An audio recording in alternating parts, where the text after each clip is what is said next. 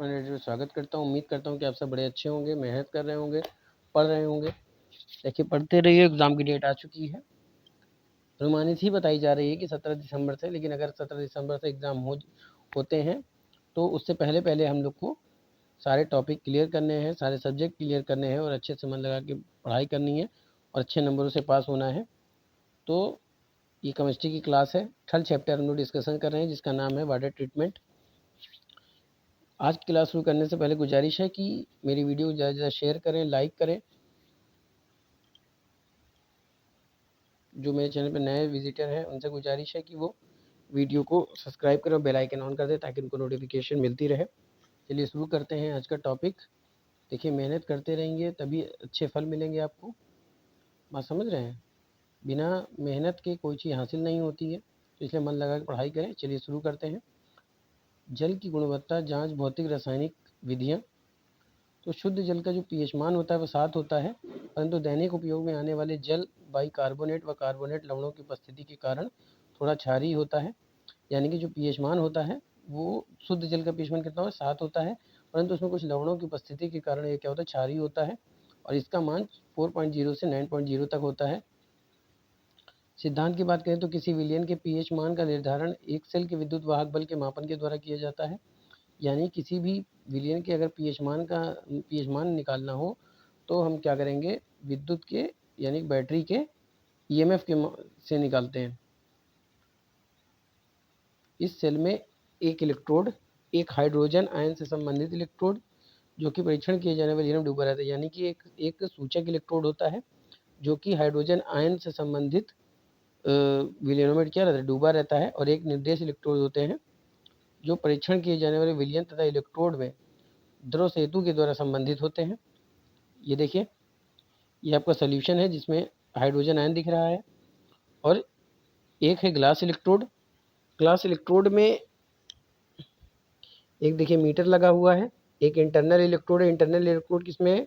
कांच के ग्लास के अंदर है और इस ग्लास के अंदर क्या भरा है? KCl भरा हुआ है और इसमें जो जल भरा है वो क्या है? वाटर सैंपल के तौर पे लिया गया है। अब इसमें ही क्या कहते हैं? इसमें ही क्या होते हैं? जो जैसे ही डालते हैं बैटरी जब कनेक्ट करते हैं तो क्या होता है? विघटन का काम करता है। ऐसे विघटन तो इसमें क्या बनता है? हाइड्रोजन आयन बनने लगते हैं। बात समझ में आ रही है? चलिए आगे चलते हैं। पीएच मीटर का विद्युत या बैटरी से संचालित मॉडल होता है। इसमें तापमान का समायोजन किया जाता है। पीएच मीटर से 0.1 या इससे कम शुद्धता की सीमा तक पीएच मान को ज्ञात कर सकते हैं। ग्लास इलेक्ट्रोड की बात करें तो ये पीएच मीटर के साथ जुड़ा होता है तथा पीएच मान ज्ञात करने में क्या करता है? सहायता करता है। निर्देश इलेक्ट्रोड की बात करते हैं तो इसमें कैलोमर इलेक्ट्रोड युक्त होते हैं। ये इलेक्ट्रोड कम सांद्रता वाले यानी कि 350 ग्राम प्रति लीटर पोटेशियम क्लोराइड के विलयन में डूबा रहता है। कहा था ना KCl पोटेशियम क्लोराइड के विलयन में डूबा होता है। फिर अभिकर्मक होता है। अभिकर्मक के तौर की बात करें तो मानक पीएच प्रतिरोधक घोल होता है। इसमें पीएच प्रतिरोधक घोल बाजार में उपलब्ध बफ्र विलयन की सहायता से तैयार किया जाता है।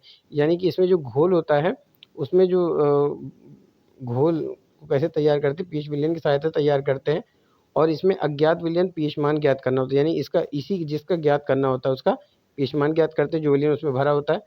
और उसमें क्या इस्तेमाल करते हैं? अशुद्ध जल। आइए विधि की बात करें कैसे निकालते हैं।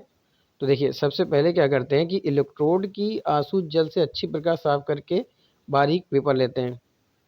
एक बारीक पेपर लेते हैं, उसे इलेक्ट्रोड की आशुद्ध जल से अच्छी प्रकार साफ करके बारीक पेपर लेते हैं। बात समझ में आ रही? सबसे पहले क्या करते हैं कि इलेक्ट्रोड को क्या करते हैं? आशुद्ध जल से धो लेते हैं और फिर एक अच्छे प्रकार का क्या करते हैं? बारीक पेपर लेते हैं। इसके बाद उपकरण का क्या कहते हैं? मानकीकरण करते हैं। इसके लिए इलेक्ट्रोड को बर्फ विलयन में डालकर उसका पीएच मान ज्ञात करते हैं। यदि उपकरण में तापमान का समायोजन हाथ से ही होता है तो इसे बर्फ विलयन के तापमान पर समायोजित करते हैं। कहने का मतलब ये लिख लेते हैं, नोट कर लेते हैं।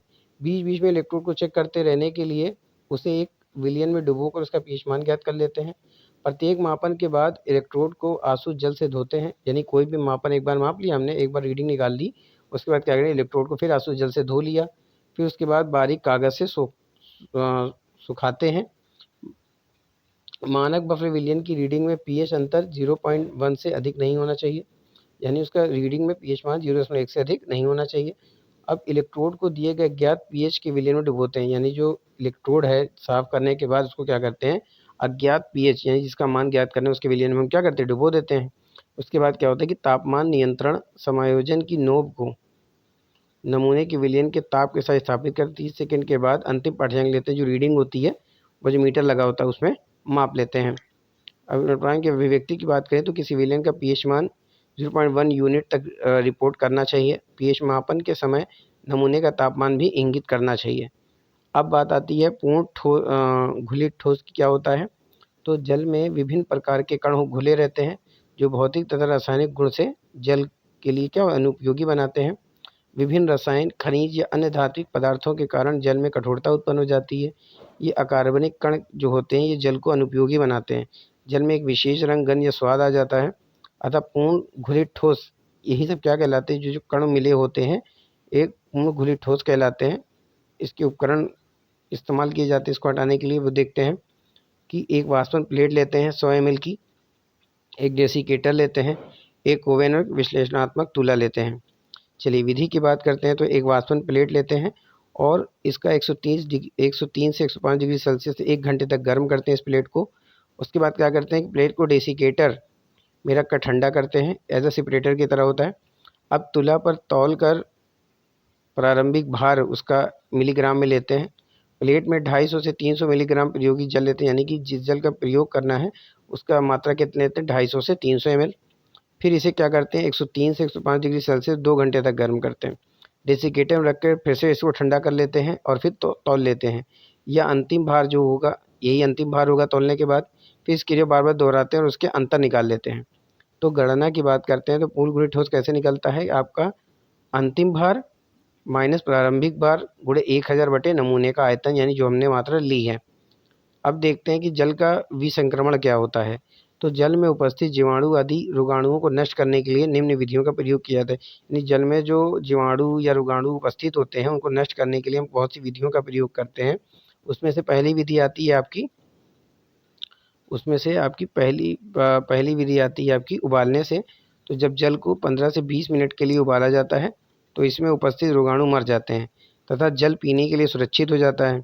यह विधि सबसे महंगी मानी जाती है। इसका प्रयोग केवल घरेलू स्तर पर किया जाता है, नगर पालिका द्वारा इसका प्रयोग नहीं किया जाता। आगे चलते हैं। अब बात आती है आपकी क्लोरीन की। तो क्लोरामीन, क्लोरीन तथा अमोनिया को आयत अनुसार 2:1 क्लोरामीन, क्लोरीन तथा अमोनिया को, इसमें क्लोरामीन क्लोरीन की मात्रा कितनी 2 होगी और अमोनिया की 1 अनुपात मिलाकर बनाई जाती है। क्लोरीन से अच्छा रोगाणुनाशक है। क्लोरीन क्या एक अच्छा रोगाणुनाशक है। क्लोरामीन की अधिकता जल में कोई गंध या स्वाद उत्पन्न नहीं होता है, परंतु क्लोरीन से कम प्रभावी होने के कारण या क्लोरीन से बहुत अधिक मात्रा में प्रयुक्त की जाती है। तो क्लोरामीन होती है वो क्लोरीन से कम प्रभावी होती है पर बहुत अधिक मात्रा में उपलब्ध होती है, इसलिए प्रयुक्त की जाती है तथा इसके लिए इसे 1 से 2 घंटे का संपर्क समय आवश्यक होता है। अब अगला आता है ओजोन द्वारा। तो ओजोन एक प्रभावी रोगाणुनाशक है। यह अत्यंत अस्थायी होती है और अपघटित होकर नेसेंट ऑक्सीजन देती है। बात समझ में आ रही है। जैसे कि O3 था तो ये टूट कर क्या हो जाएगा, टूट कर O2+O में टूट जाएगा। नेसेंट ऑक्सीजन एक प्रबल ऑक्सीकारक है। यह जल में उपस्थित कार्बनिक पदार्थों का ऑक्सीकरण कर देती है तथा जीवाणु ऑक्सीकरण करने के बाद क्या छोटे छोटे अणु होते हैं, जीवाणु होते हैं, उन्हें क्या करती है, नष्ट कर देती है। फिर अगला आता है ब्लीचिंग पाउडर के द्वारा। ब्लीचिंग पाउडर जो होता है ये जल में हाइपोक्लोरस अम्ल उत्पन्न करता है। यानी किसी जल में अगर हम ब्लीचिंग पाउडर डाल देते हैं तो ये हाइपोक्लोरस अम्ल उत्पन्न करता है जो रोगाणुनाशक होता है। तो ब्लीचिंग पाउडर का फार्मूला क्या होता है, CaOCl2 होता है। जब हम इसे जल में डालते हैं तो क्या बन जाएगा, कैल्शियम हाइड्रोक्साइड प्लस क्लोरीन में टूट जाएगा। फिर यही क्लोरीन जब जल से मिलता है तो क्या बनता है, HCl और HOCl बनेगा। ब्लीचिंग पाउडर जल में पाउडर के रूप में या विलयन के रूप में 1000 किलोमीटर जल में 1 किलोग्राम यानी 1 किलोग्राम जल में इसकी मात्रा लेते हैं। इस जल को प्रयोग करने से पहले कुछ घंटे के लिए बिना हिलाए रख मतलब ऐसे डाल दिया जाता है 1 घंटे के लिए, कुछ घंटे के लिए, उसके बाद हिलाते हैं। फिर अगला आता है आपका क्लोरीनीकरण द्वारा। जल को रोगाणुनाशक बनाने के लिए विश्व में सबसे अधिक प्रयोग की जाने वाली क्लोरीन का प्रयोग करते हैं। यह एक उत्तम रोगाणुनाशक होता है, लोगोनाशक यानी कि रोगाणु ऐसे लोगों के जो रोगाणु होते हैं उनको नष्ट करती है। क्लोरीन का प्रयोग गैस के रूप में या सांद्र विलयन के रूप में किया जाता है।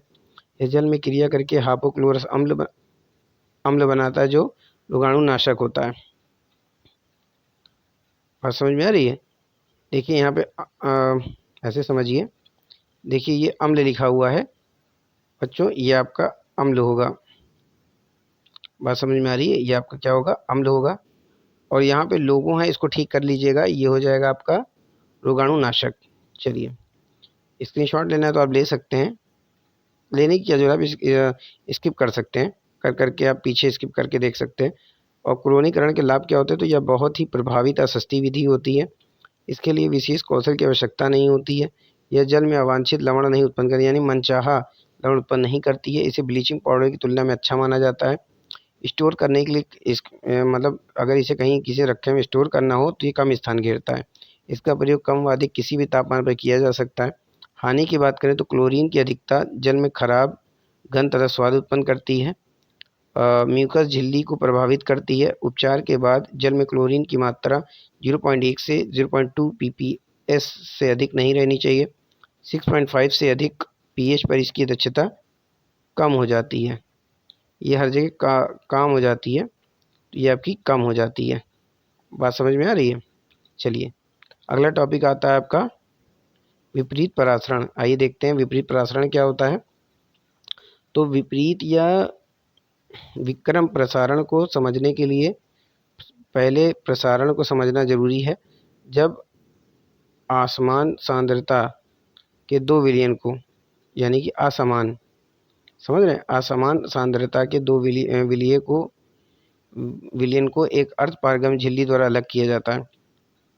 यानी कि दो असमान सांद्रता के दो विलयन हैं, उनको एक अर्ध पारगम्य झिल्ली के द्वारा क्या करें? अलग अलग करेंगे।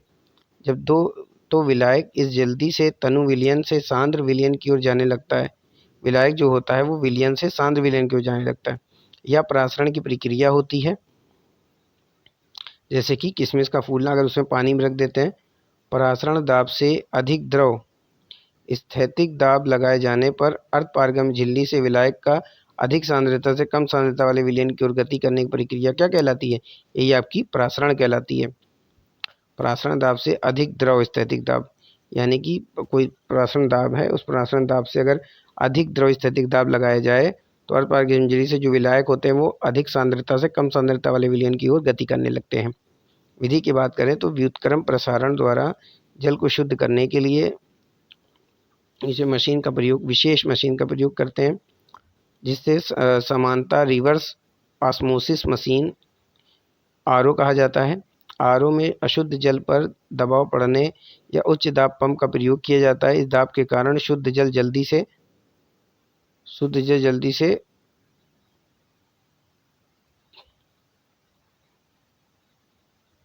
इस दाब के कारण शुद्ध जल जो जल्दी से क्या होता है? साफ होने लगता है। शुद्ध जल इस पाइप से बाहर आ जाता है। यानी शुद्ध जल क्या होता है? जल्दी से बाहर आ जाता है, और जो अशुद्धियां वो पीछे व्यर्थ जल में रह जाती हैं। क्षण की क्या होता है? शुद्ध जल नीचे आ जाता है और शुद्ध जल का उपयोग कर लिया जाता है। इस प्रक्रिया के लिए आवश्यक शुद्ध अशुद्ध जल में उपस्थित अशुद्धियों की मात्रा पर निर्भर करता है। यानी जो शुद्ध जल होता है वो अशुद्ध जल में उपस्थित अशुद्धियों की मात्रा पर निर्भर करता है। समय तक प्रक्रिया के लिए 2 से 7 बार 27 बार दाब प्रयुक्त किया जाता है। यानी ढाई समय तक प्रक्रिया के लिए क्या है? 2 से 7 बार प्रक्रिया, 2 से 7 बार 27 बार, आप समझे? 2 से 7 बार, ये थोड़ा सा गलत लिख गया है। 2 से 7 बार, 2 से 7 बार का दाब प्रयुक्त किया जाता है। बात समझ में आ रही है?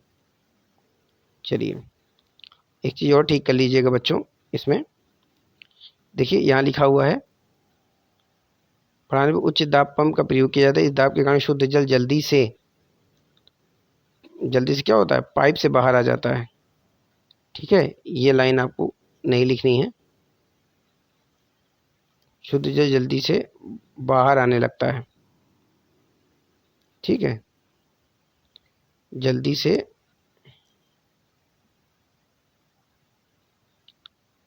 बाहर आने लगता है,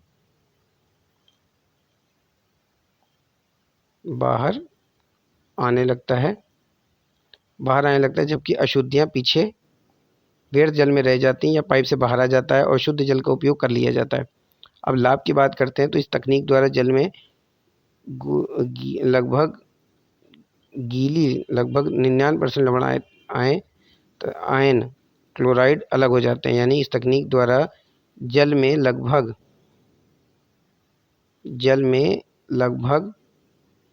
99% लवण जो होते हैं वो जो क्लोराइड होते हैं वो अलग हो जाते हैं, और आधा कठोर जल को मृदु करने के लिए सर्वोत्तम विधि होती है। यानी कठोर जल को कठोर जल को सॉफ्ट बनाने में क्या होता है, सर्वोत्तम विधि होती है। यह एक शब्द प्रक्रिया है। यह तकनीकी जल से कोलाइडल सिलिका को भी हटाने में तथा अन्य तकनीकों में भी समानता नहीं होती। तकनीक जल से कोलाइडल सिलिका को हटाने में भी तथा अन्य तकनीकों में भी समानता नहीं होती। यानी कि इसकी विधि का दूसरे और विधि से कोई समानता नहीं होती है। बात समझ में आ रही है? माफ करिएगा बच्चों, ये मिसप्रिंट हो जाता है। इसमें प्रयुक्त होने वाली झिल्ली लगभग 2 साल तक चलती है तथा इसका रखरखाव आसान होता है। इसको लगाना तथा रखरखाव करना इसका सरल होता है। अब देखते हैं कि पराबैंगनी विकिरण क्या होती है। यह जल को रोगाणुओं से मुक्त करने की सबसे अधिक प्रभावी विधि मानी जाती है। पराबैंगनी किरणें सूक्ष्म जीवों को मारती नहीं है बल्कि उनके डीएनए पर आक्रमण करती हैं। यानी जो पराबैंगनी किरणें होती है सूक्ष्म जीवों को मारती नहीं, उनके डीएनए पर ही आक्रमण करती है और उन्हें प्रजनन में अक्षम कर देती, ताकि भाई कुछ बच जाएंगे तो फिर से प्रजनन करेंगे, इसलिए उनके डीएनए पर ही आक्रमण करें जिससे वो प्रजनन ना कर पाएँ, जिससे वे खत्म हो जाते हैं। पराबैंगनी किरणों का उपयोग जल को शुद्ध करने के लिए अन्य तकनीकों जैसे व्युत्क्रम प्रसारण के साथ किया जाता है।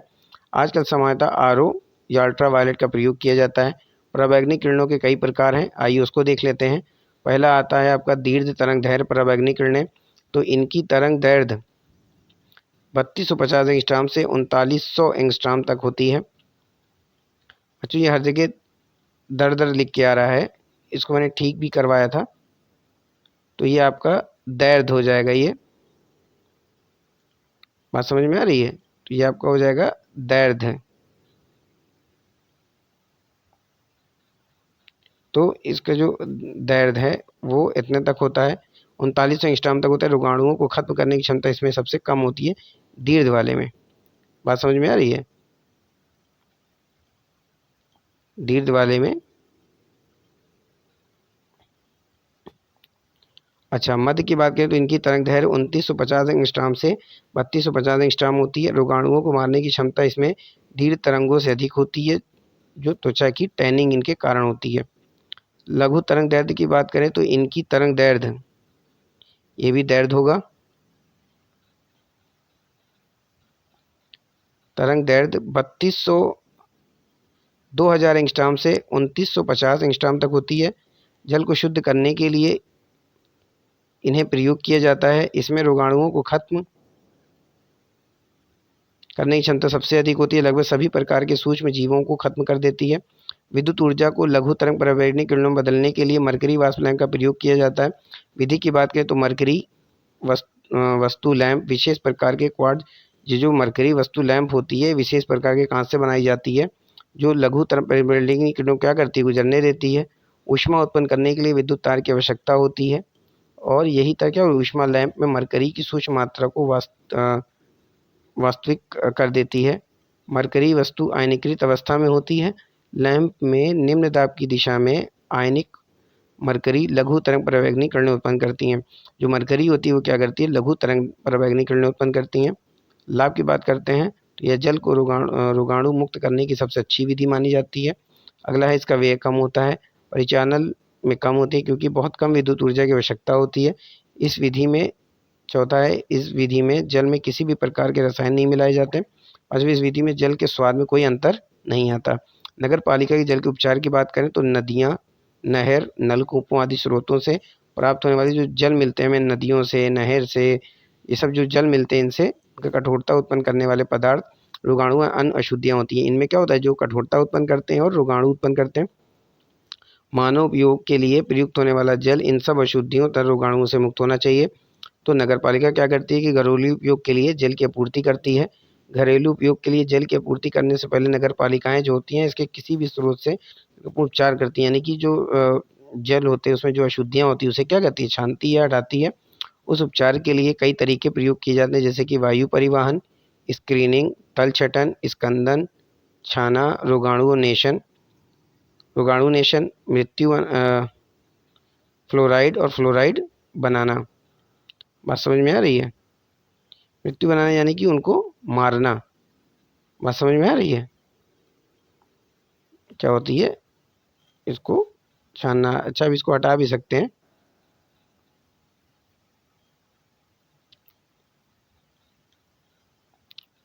आइए अब देखते हैं वायु प्रवाहन क्या होता है। यह जल की अवांछित गंध तथा स्वाद को दूर करने के लिए किया जाता है, यानी यह जल में उपस्थित जो गंध होती है, बात समझ में आ रही है, जो गंध होती है तथा स्वाद को दूर करने के लिए किया जाता है। वायु परिवहन से जल में ऑक्सीजन बढ़ती है जो ताजगी प्रदान करती है।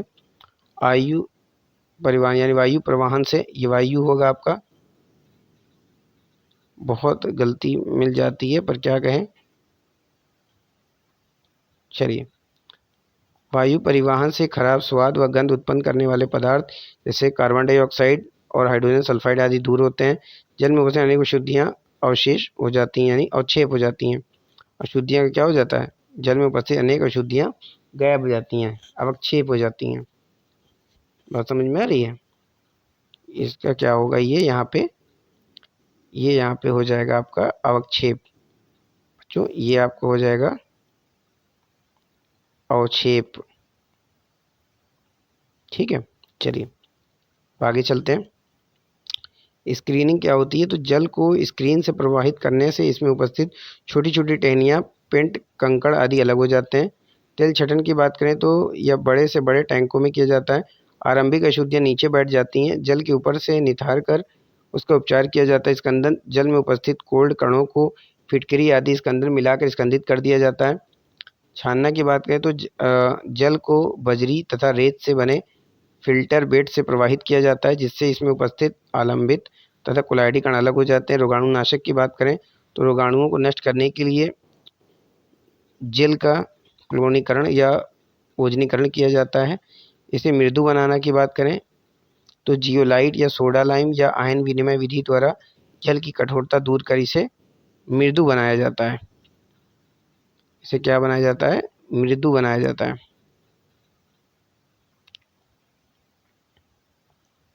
इसे मृदु बनाया जाता है। और फिर आगे देखते हैं फ्लोराइड मिलाना। पेयजल में फ्लोराइड की मात्रा 1 मिलीग्राम प्रति लीटर होनी चाहिए। यदि आपूर्ति किए जाने वाले जल में इसकी मात्रा कम होती है तो कुछ रसायन जैसे सोडियम फ्लोराइड या सोडियम सिलिका फ्लोराइड आदि इसमें मिला देते हैं। और इसके उपचार में इस ट्रीटमेंट के बाद नगर पालिका द्वारा घरेलू जल की आपूर्ति की जाती है। अब जैव रासायनिक ऑक्सीजन डिमांड की बात करें तो किसी निर्धारित तापक्रम 37 डिग्री सेल्सियस पर क्या करते हैं, कोई टेम्परेचर दिया गया है 37 डिग्री सेल्सियस पर 5 दिनों में, यानी क्रिवन द्वारा सीवेज में उपस्थित जो कार्बनिक पदार्थ होते हैं उनके अपघटन के लिए जितनी ऑक्सीजन की आवश्यकता होती है वो क्या कहलाती है, रासायनिक ऑक्सीजन मांग कहलाती है। जैव रासायनिक मांग को मिलीग्राम प्रति लीटर या पीपीएम में व्यक्त किया जाता है। शुद्ध पेयजल की जो बीओडी होती है वो कितनी होती है, 0.75 से 1.5 मिलीग्राम प्रति लीटर। ये का मान जितना अधिक होगा जल में उपस्थित कार्बनिक पदार्थ तथा जैविक अपशिष्ट की मात्रा भी उतनी अधिक होगी। फिर आपका आता है रासायनिक ऑक्सीजन डिमांड। जल में उपस्थित कार्बनिक तथा कार्बनिक पदार्थ के रासायनिक ऑक्सीकारकों द्वारा पूर्ण ऑक्सीकरण के लिए आवश्यक ऑक्सीजन की मात्रा रासायनिक ऑक्सीजन मांग कहलाती है। यानी जो जल में उपस्थित कार्बन व कार्बनिक पदार्थ होते हैं उनके ऑक्सीकारकों के द्वारा जो पूर्ण ऑक्सीकरण के लिए ऑक्सीजन की जो मात्रा जरूरी होती है वही क्या कहलाती है, रासायनिक ऑक्सीजन मांग कहलाती है। तो सीओडी के निर्धारण के लिए जल के नमूने का अम्लीय पोटेशियम डाइक्रोमेट द्वारा ऑक्सीकरण किया जाता है। इससे अधिक कार्बनिक तथा कार्बनिक अकार्बनिक पदार्थ पूर्णतः क्या हो जाते हैं, ऑक्सीकृत हो जाते हैं। ये भी आपका क्या होगा, यह आपका हो जाएगा अकार्बनिक। अधिक कार्बनिक तथा अकार्बनिक पदार्थ क्या होते हैं, पूर्णतः ऑक्सीकृत हो जाते हैं। आइए सूचक की बात करते हैं। सूचक क्या होता है, वे रासायनिक पदार्थ जो किसी रासायनिक अभिक्रिया के पूरे होने का संकेत देते हैं। मान लीजिए कोई रासायनिक अभिक्रिया हो रही है और उसको पूरे होने किस रूप में देती है, अलग रंग के रूप में देती है, वही क्या कहलाती है, सूचक। सूचक ऐसा इंडिकेशन की ना, यानी कि जैसे आपके बोर्ड में होता है सप्लाई आ रही कि नहीं, आप उसको देख लेते हैं, उसी तरह आपका ये भी होता है। सूचक के प्रकार की बात करें तो एक होता है बाहरी सूचक। तो इन सूचक का प्रयोग बाहर रखकर किया जाता है। अनुमापन करते समय, परीक्षण करते समय इन सूचक की 1 या 2 बूंद को क्या करते हैं, बाहर से एक परख रॉड पे ले लेते हैं और अनुमापन के दौरान मिश्रण द्रव को किसी कांच की छड़ से सूचक के साथ मिलाकर रंग परिवर्तन का अध्ययन करते हैं। इन सूचक में अनुमापन में शुद्ध परिणाम प्राप्त नहीं होते हैं, मतलब प्योरली रिजल्ट नहीं प्राप्त होता है।